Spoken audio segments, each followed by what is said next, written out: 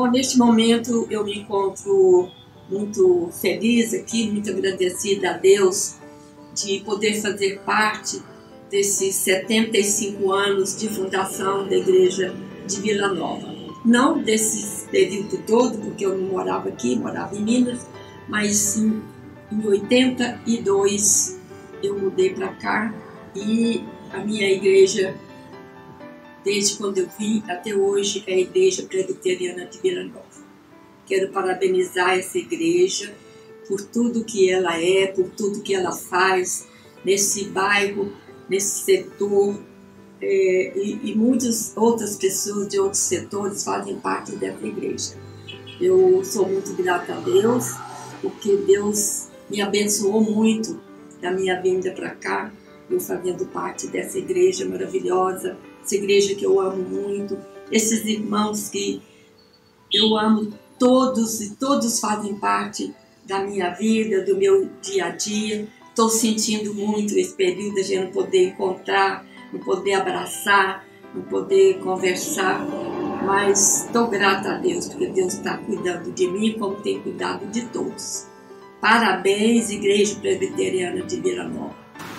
É uma igreja que eu amo muito, porque é uma igreja que me acolheu, uma igreja que me deu carinho, uma igreja que me deu prestígio, e eu sou muito grata a Deus.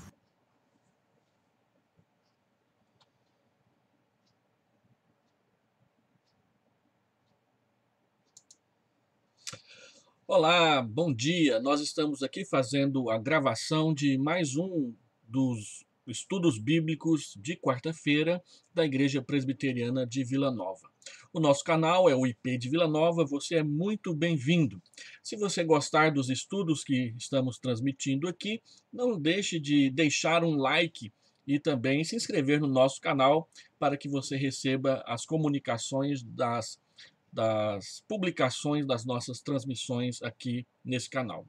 Nas últimas quartas-feiras nós temos estudado o livro O Incomparável Cristo, do Dr. John Stott, e nós estamos já terminando a segunda parte do livro, que trata de o Jesus eclesiástico, como que a igreja, no decorrer dos séculos, apresentou a Cristo para as pessoas, como que a igreja percebeu essa incomparabilidade do Senhor Jesus. Muitas vezes a igreja percebeu de forma correta, idônea, ortodoxa, fiel à palavra de Deus, em outras vezes nem tanto. Às vezes a igreja, tentando corrigir uma heresia, um ensino equivocado, ela também se equivocou na apresentação de Jesus. Outras vezes ela chamou a atenção daqueles que estavam entendendo Jesus Cristo de uma forma equivocada para o equilíbrio da palavra de Deus. Então, hoje eu quero tratar de mais duas questões relacionadas a essa apresentação do Senhor Jesus, do Cristo incomparável das Escrituras. E o primeiro deles é o escritor do Novo Testamento, N.T. Wright. Ele apresenta Cristo, e aqui já por volta da década de 70, 80 do século 20, ele apresenta Cristo como o Messias judaico. Desde o começo da história da igreja, lá no período da igreja primitiva, no tempo do Novo Testamento, a igreja teve que lidar com heresias. Uma das primeiras heresias foi o docetismo. A palavra docetismo vem de dokel ou doquem, que significa imagem, aparência, e ela foi uma das primeiras grandes heresias que surgiram no período da igreja primitiva. Os docetas ensinavam, e eles criam, que a humanidade, os sofrimentos e a morte de Cristo foram apenas aparentes e não reais. Eles criam, influenciados pela filosofia grega, que a matéria é má e que o espírito é bom.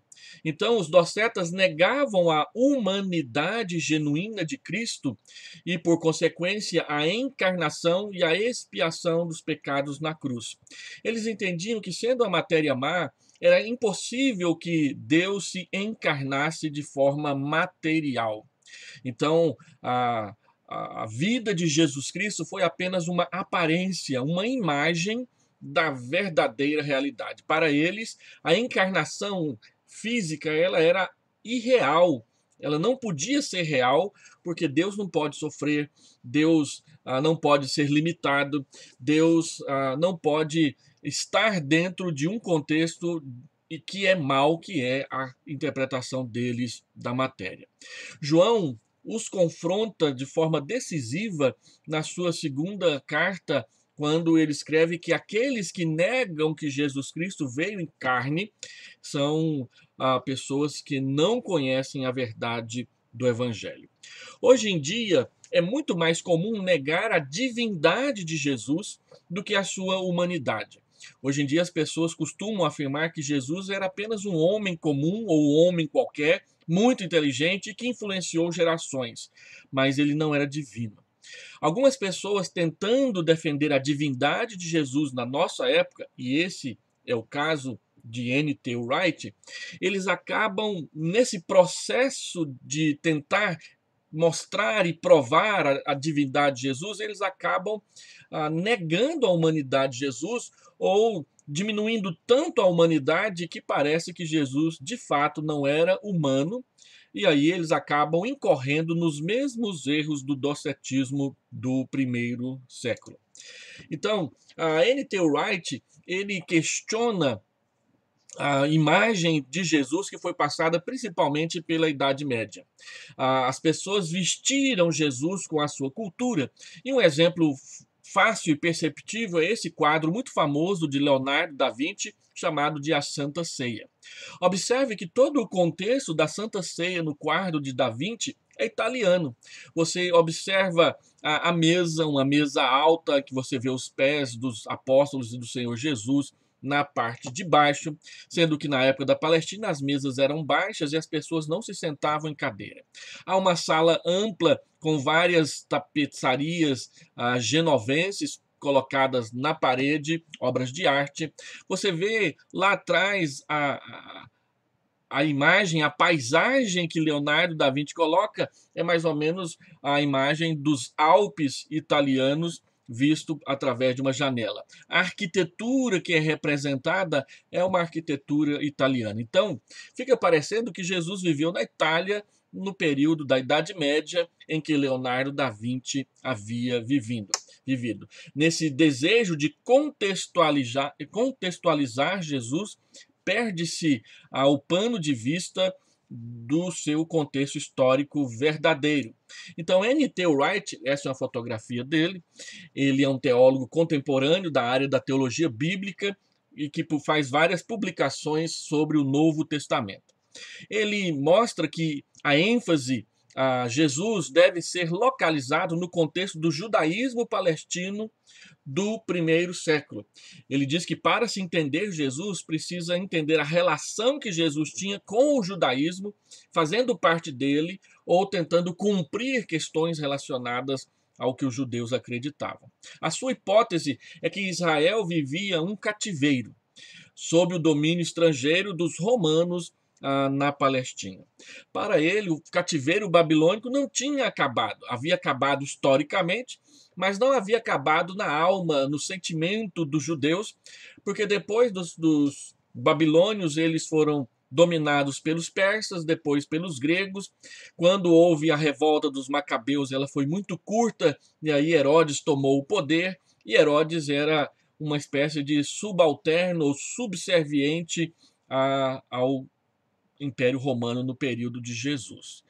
E então, logo depois do final do período grego, da luta contra os Seleucidas, veio o Império Romano e dominou a Palestina, e a Palestina está debaixo do governo invasor de Roma. Isso, na cabeça de N.T. Wright, quer dizer que eles estavam em cativeiro, na própria terra, mas em cativeiro, sob domínio estrangeiro.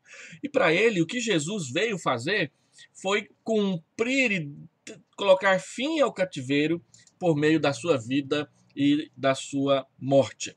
O Wright mostrou no seu livro sobre Jesus Cristo que o pano de fundo da vida de Cristo é judaico e não o nosso do século XXI, por exemplo.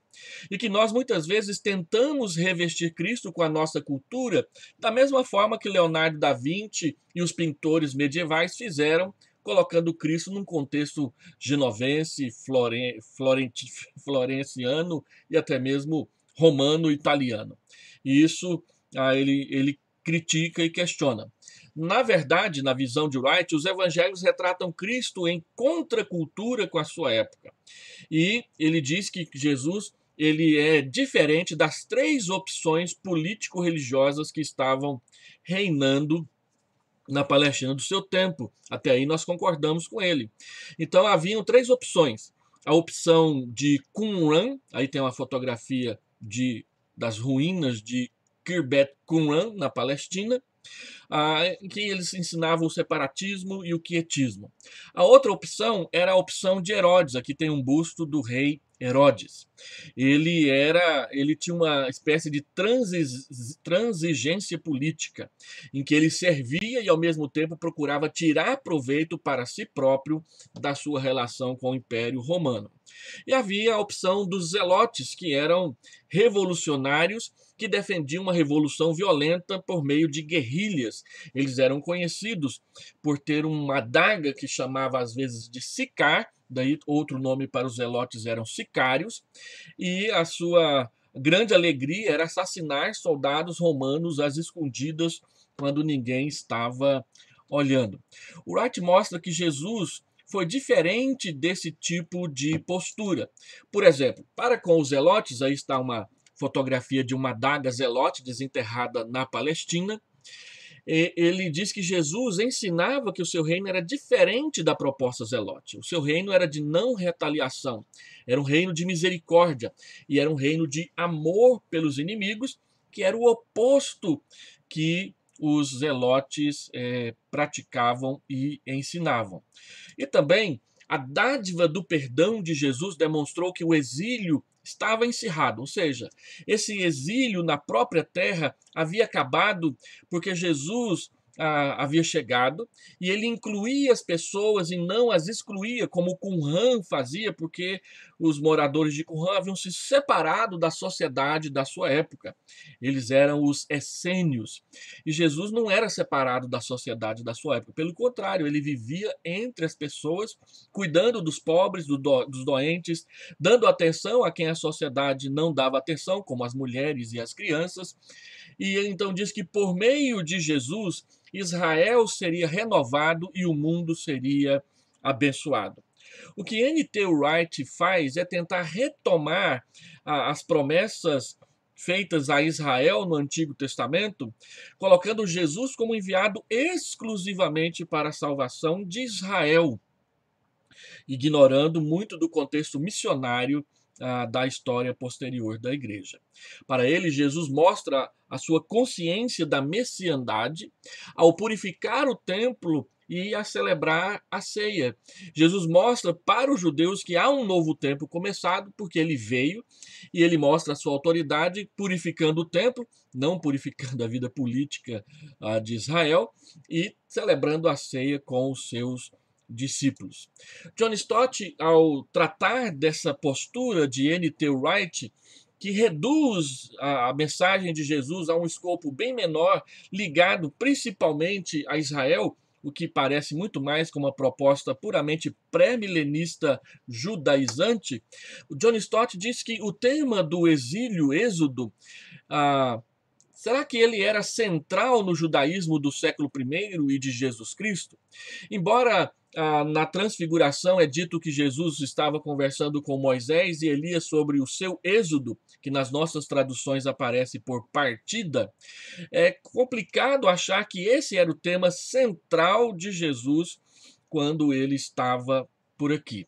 John Stott ainda pergunta por que se insiste tanto em tentar responder à pergunta se Jesus sabia ou não quem ele era.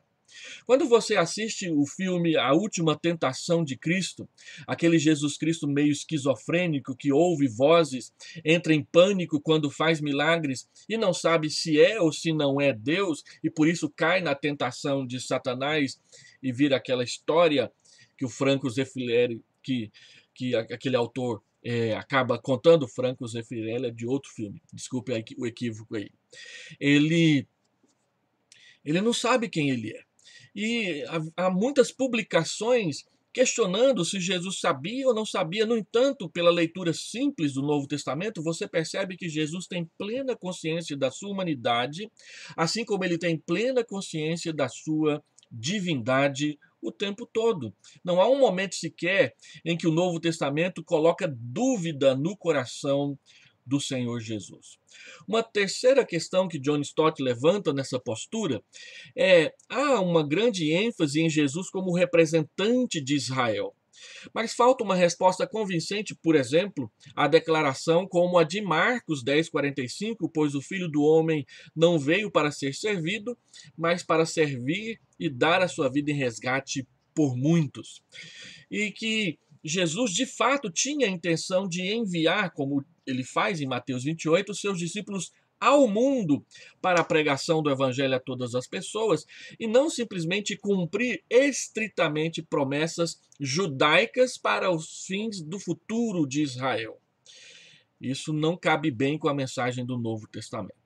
Em quarto lugar, o Wright enfatiza a vinda de Cristo, a primeira vinda de Cristo, como um evento glorioso, dando a entender que a segunda vinda já aconteceu no tempo do Novo Testamento. Enquanto que nós vivemos hoje exatamente esperando, aguardando a segunda vinda gloriosa de Jesus, quando ele cumprirá não só para Israel, mas para toda a sua igreja, as promessas de salvação, redenção e consumação de todas as coisas com juízo final e a vida eterna gloriosa dos seus eleitos, dos seus servos, da sua igreja, do seu povo, com ele por toda a eternidade. Um outro assunto que eu gostaria de levantar nessa transmissão é a questão da missão no século XX, que apresenta Cristo como o Senhor global. Após a ressurreição, Cristo afirmou a sua autoridade sobre todas as coisas. Isso é claro em Mateus capítulo 28, verso 18, quando ele diz: toda autoridade me foi dada no céu e sobre a terra. E Paulo afirmou que Deus lhe deu um nome que está acima de todos os nomes em Filipenses capítulo 2, versículo 9 ao versículo 11. Vale a pena a gente ler essa passagem que Paulo fala isso. Acompanha comigo. Ele diz, verso 9, pelo que também Deus o exaltou sobremaneira e lhe deu o nome que está acima de todo nome, para que ao nome de Jesus se dobre todo o joelho, nos céus, na terra e debaixo da terra, e toda língua confesse que Jesus Cristo é o Senhor, para a glória de Deus Pai. Pelo que Deus o exaltou sobremaneira, lhe dando um nome que está acima de todo nome. É o que a gente vê aqui na leitura da palavra de Deus. Então, essas declarações são a base fundamental do movimento missionário e missiológico do século XX, já entrando também na nossa época, o século XXI. E vários congressos foram realizados durante o século XX, mostrando a preocupação e a tentativa da igreja de apresentar Cristo ao mundo de forma evangelística, missionária e global. O primeiro desses grandes eventos foi a Conferência Mundial, a Conferência Missionária Mundial de Edimburgo. A primeira grande conferência protestante do século XX. Aconteceu em 1910, na Escócia, na cidade de Edimburgo. Ela foi presidida por esse senhor aí, o John Mott, que escreveu um livro logo após essa conferência com o título A Hora da Decisão das Missões Cristãs. No Congresso de Edimburgo estavam presentes 1.200 delegados internacionais de igrejas esparramadas pelo mundo inteiro. A IPB já estava presente nessa conferência. Ela aconteceu logo depois que a IPB havia criado a sua Assembleia Geral, que depois, em 1937, mudou de nome para Supremo Concílio. Haviam 2 representantes da IPB e um representante da IPI nessa conferência em 1910. John Mott mostrou que estava acontecendo naquele momento um grande despertamento espiritual no Sudeste Asiático. O reavivamento coreano estava começando a partir de 1906 e já estava ganhando notícias internacionais. Há pouco tempo estava acontecendo no país de Gales, ali mesmo na Grã-Bretanha, um grande reavivamento, conhecido principalmente em 1905 e 1906. Havia movimentos de massa com um crescimento grande de igrejas na Índia, que era o país que mais recebia missionários transculturais desde que William Carey foi para lá em 1792.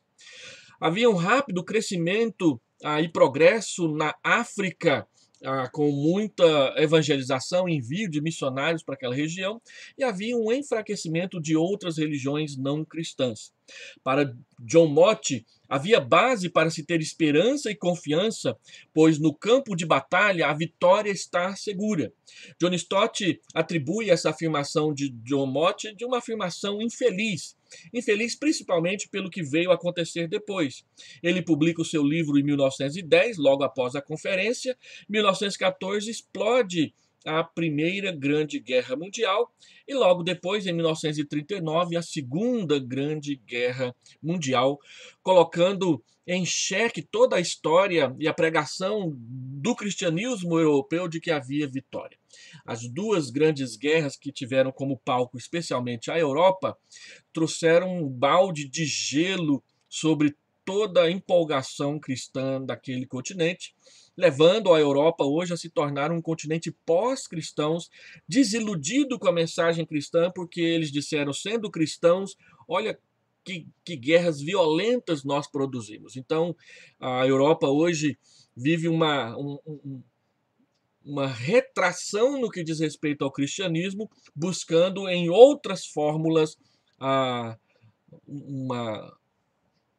uma base de esperança, uma base de construção nacional. E a Europa vem se afundando desde que ela tomou essa decisão como um aglomerado de nações anticristãs, agora se afastando rapidamente do cristianismo. E esse balde de água fria, ele se torna aparente nos congressos que virão depois.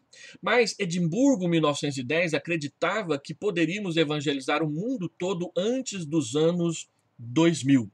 Aí nós temos uma foto da Primeira Guerra Mundial, que foi uma guerra muito cruel, uma foto daquilo que simboliza a Segunda Guerra Mundial, que eram os campos de concentrações com os judeus e seus pijamas listrados.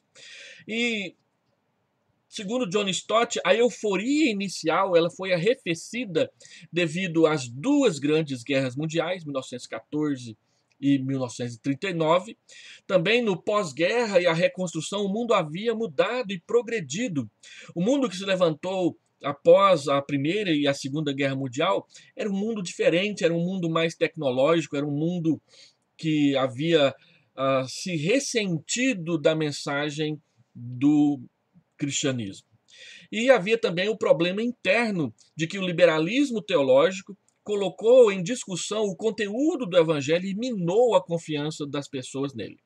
Um dos grandes responsáveis por isso, embora não tenha sido ele sozinho, foi Rudolf Bultmann, quando ele publicou seu livro ali na década de 20 ou um pouco antes disso, sobre a demitização do evangelho. O que era isso?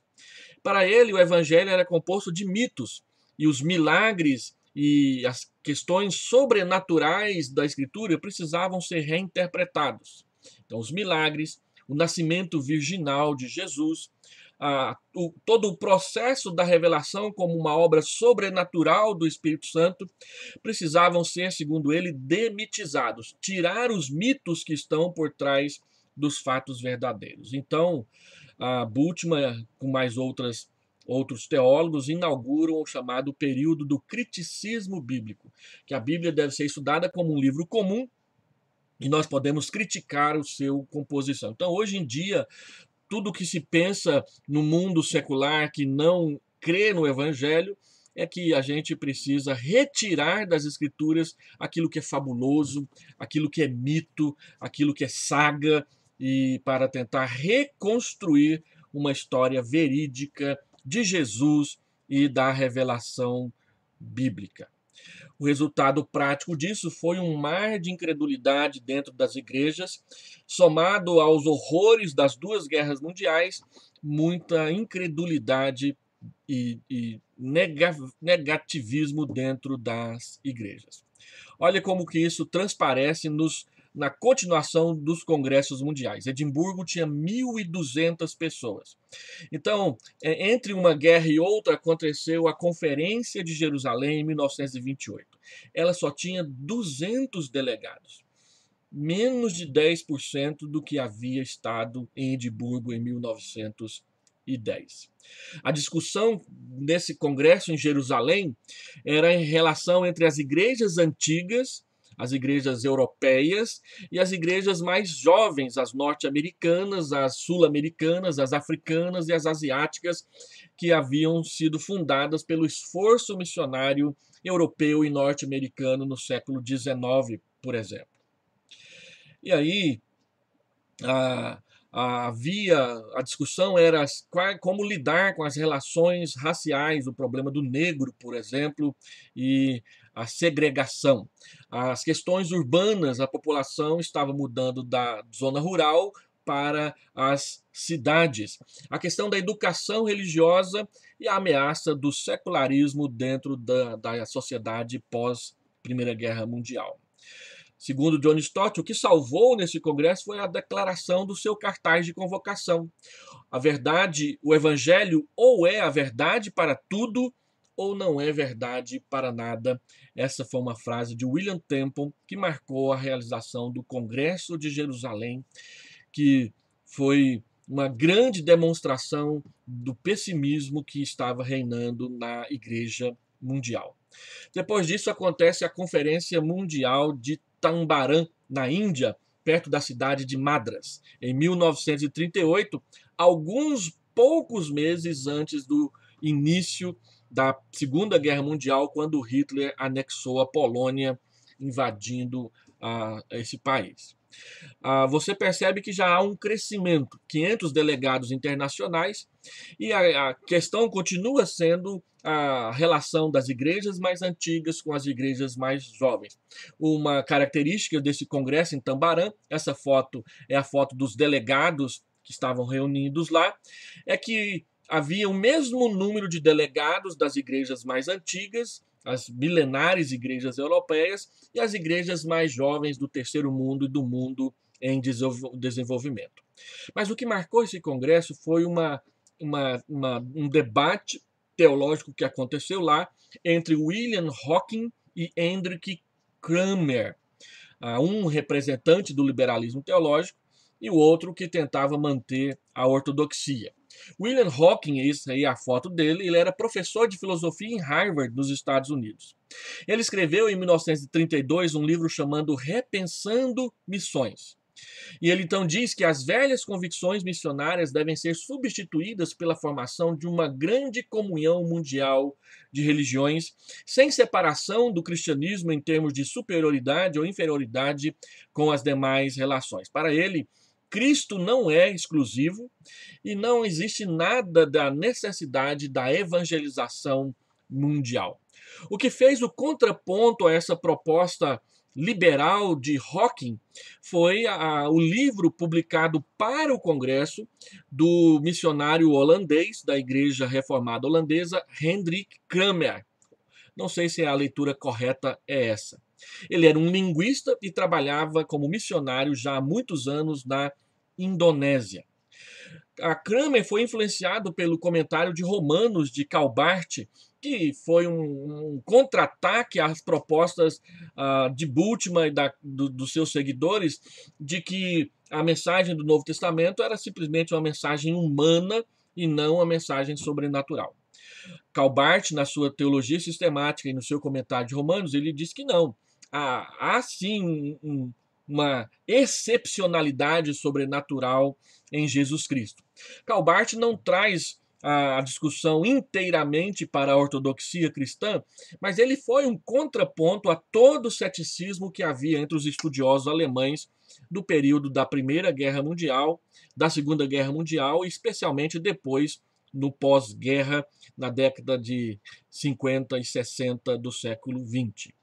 O livro de Cranmer se chamava A Mensagem Cristã no Mundo Não Cristão, A Mensagem Cristã ao Mundo Não Cristão, e foi publicado em 1938 exatamente para ser utilizado como livro-texto no Congresso de Tambarã. Ele dizia haver uma descontinuidade radical entre Cristo e as religiões não cristãs, o que justificava todo o empenho e trabalho missionário mundial. Esse foi o ponto alto da Conferência de Tambarã em 1938, mas as discussões ecumênicas ficaram estacionadas até o final da Segunda Guerra Mundial, em 1945, quando foi retomada em 1948 num congresso de Amsterdã, que criou a primeira Assembleia do Concílio Mundial de Igrejas, que é conhecido na literatura por CMI. O CMI, Concílio Mundial de Igrejas, surge após a Segunda Guerra Mundial. Em Nova Delhi, em 1961, o CMI, o Concílio Mundial de Igrejas, ele se uniu ao Concílio Missionário Internacional, que também a sigla era CMI, criado em 1910 em Edimburgo. Apesar de garantir a continuidade do avanço missionário mundial, o novo CMI, o Concílio Mundial de Igrejas, ele tem feito o oposto. Ele vem se afastando paulatinamente e rapidamente do evangelho bíblico. Por isso, as igrejas mais conservadoras espalhadas pelo mundo afora, e a IPB está inclusa neste grupo, não têm se filiado ao CMI e têm tomado uma postura crítica para com as declarações de um cristianismo fragilizado, diluído, que o CMI tem defendido pelo mundo afora. John Stott, no seu livro, diz que há exceções. Uma delas é Visser Ruff, que foi o primeiro secretário-geral do CMI, e ele foi capa da revista Time de 8 de dezembro de 1961, exatamente pela sua articulação eclesiástica em torno do CMI. Ele escreveu um livro chamado No Other Name, Nenhum Outro Nome, em 1963, que o título é baseado nessas declarações que nós lemos aqui em Filipenses capítulo 2. Ele diz no seu livro: é mais que tempo de os cristãos redescobrirem que o ponto mais central da sua fé é que Jesus Cristo não veio para fazer uma contribuição para o depósito religioso da humanidade, mas que nele Deus reconciliou consigo o mundo. Apesar dessa declaração de Visser, o CMI vem se afastando cada vez mais da sua ortodoxia e de uma proposta conservadora, sobrenaturalista a respeito da revelação, por uma proposta mais materialista e demitológica, vamos dizer assim, que tira da Escritura todo o seu suas afirmações, seus milagres, suas declarações sobrenaturais, de uma ação sobrenatural de Deus na história. O teólogo anglicano Leslie Newbin, ele publicou no Boletim Internacional da OM a seguinte afirmação, avaliando a postura do CMI. Ele diz o seguinte: o embaraço contemporâneo com o movimento missionário do século passado não é, como gostamos de pensar, evidência de que nós nos tornamos mais humildes. Temo, evidência muito mais clara de que uma mudança no que se crê. É evidência de que estamos menos dispostos a afirmar a singularidade, a centralidade, o caráter decisivo de Jesus Cristo como Senhor e Salvador universal, o caminho pelo qual o mundo, se o seguir, encontrará o seu verdadeiro alvo, a verdade pela qual qualquer outra alegação de verdade deve ser testada. A vida, a única em quem se encontra a vida em plenitude.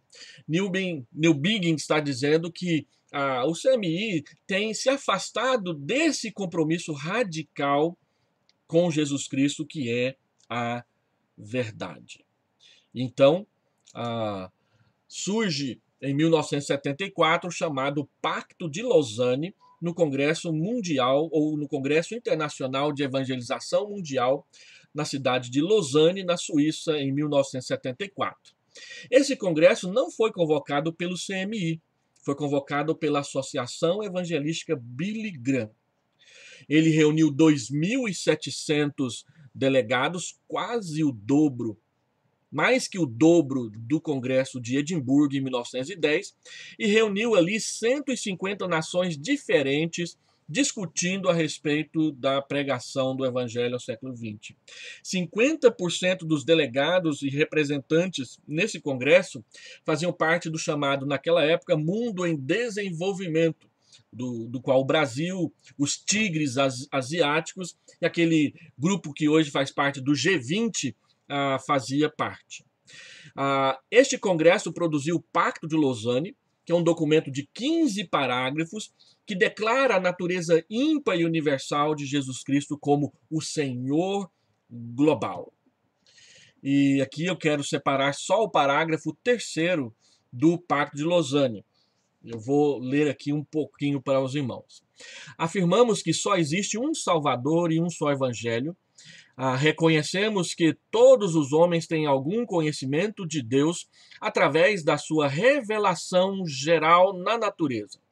Mas contestamos que tal conhecimento possa salvar alguém, pois os homens detêm a verdade pela injustiça. Uma citação de Romanos 1.